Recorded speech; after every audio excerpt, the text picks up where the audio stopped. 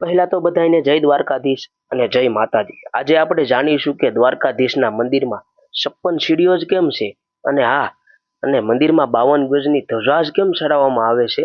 તો પહેલા તો જાણીશું 52 ગજની ધજા વિશે। 12 રાશિ, 27 નક્ષત્ર, 10 દિશા, સૂર્ય, ચંદ્ર અને 52 જે ખુદ દ્વારકાધીશ જેમાં સમાય છે એ 52 ગજની ધજા। અને આગળ હવે આપણે જાણીશું 56 સીડીઓ વિશે। 56 સીડીઓ પાછળનું રહસ્ય એવું છે કે ભગવાન શ્રી કૃષ્ણના સમયગાળામાં યદુવંશ ખૂબ જ મોટો હતો, એટલે સરળ સંચાલન માટે 52 પ્રાંત એટલે કે 52 વિભાગોમાં વહેંચવામાં આવ્યા હતા।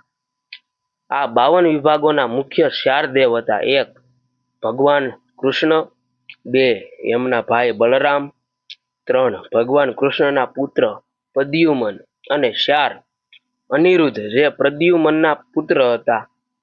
એટલે કે 52 વિભાગો અને 4 દેવતાઓને મળીને 56 સીડીઓનું નિર્માણ કરવામાં આવ્યું હતું, જે ભગવાન કૃષ્ણના યદુવંશનું પ્રતીક છે। તો આ જ હતું 52 ગજની ધ્વજા અને 56 સીડીઓ પાછળનું રહસ્ય। જય દ્વારકાધીશ, જય માતાજી। મળીશું ફરીથી એક નવા વિડીયોમાં।